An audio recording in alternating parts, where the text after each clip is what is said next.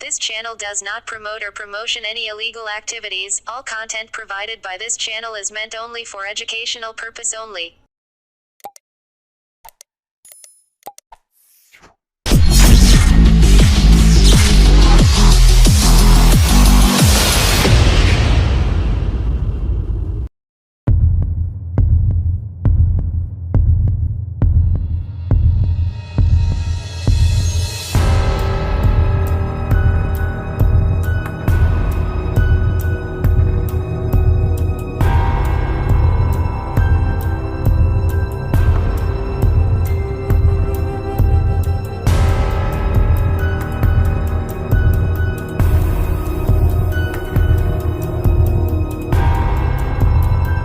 ক্রেতা সেজে অভিনব কায়দায় চুরির ঘটনা গোঘাটের বকুলতলা এলাকায়।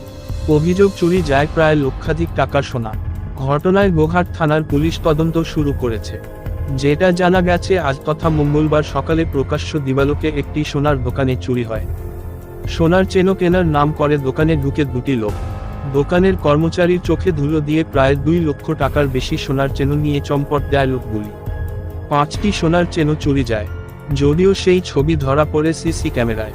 পরে খবর দেওয়া হয় পুলিশকে। পুলিশ গিয়ে সিসি ক্যামেরার ফুটেজ দেখে তদন্ত শুরু করে।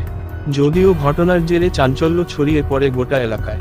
পাশাপাশি প্রকাশ্য দিবালোকে এইরকম চুরির ঘটনায় এক প্রকার আতঙ্ক ছড়িয়ে পড়ে এলাকা জুড়ে।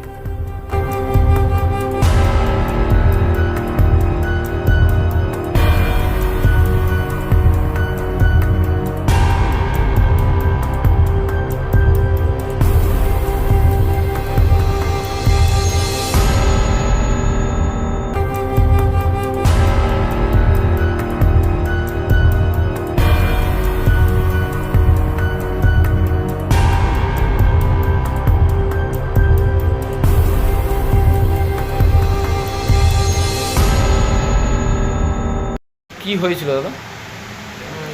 10টা নাগাদ দুটো লোক এসেছিলো। তারা বললো যে আমরা রোড কন্ট্রাক্টর এখানে, দিয়ে প্রথমে তারা একটা লকেট নেবে বললো, যে আমি লকেটটা ওজন করলাম, দিয়ে লকেটটা রাখতে বললো, রাখলাম।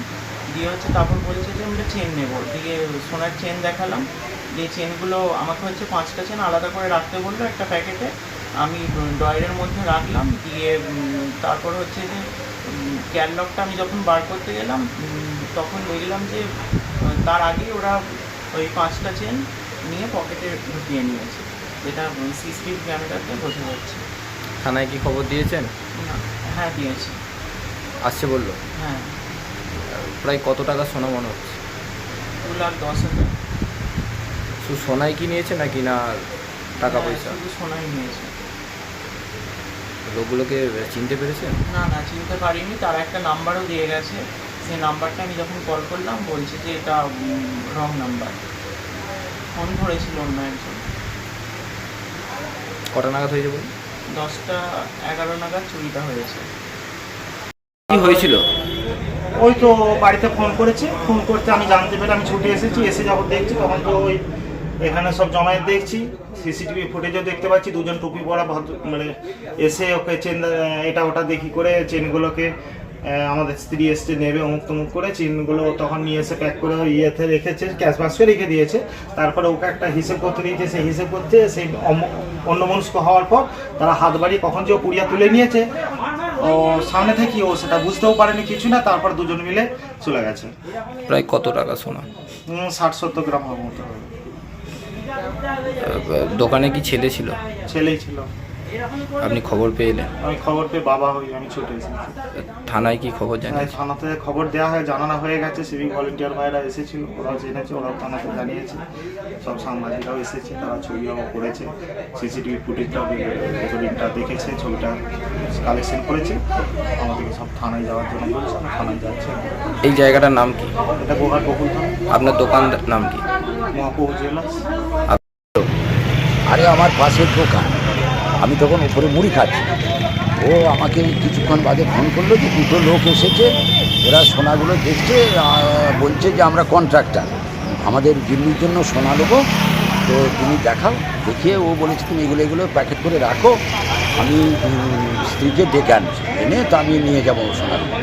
ও যথারীতি আমি সেইভাবেই প্যাকেট করেছি করে ওকে 1000 টাকা বায়না দিয়েছে, দিয়ে বলেছে তুমি ওকে রাখো। আর ইন্ডিয়ান ওয়ান টাইম আরেকজন ওর সঙ্গে কথা বলছে, আর সেই ভদ্রলোক আরেকজন ভদ্রলোক সোনাটা দিয়ে দিয়েছে, দিয়ে বেরিয়ে গেছে। তারপর আমাকে যখন ফোন করেছে আমি ছুটে এসেছি, এসে এদিক সেদিক করে দেখলাম তারা নেই, দুজন টুটি করে ছেলে ওরা বেরিয়ে চলে গেছে।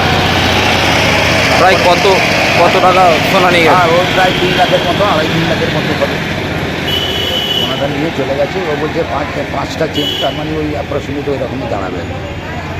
জায়গাটার নাম কি? এবার গোঘাট বকুলতলা, আর ওই আমার কাপড়ের দোকান অন্নপূর্ণা, আপনারই পাশের দোকান? পাশের দোকান।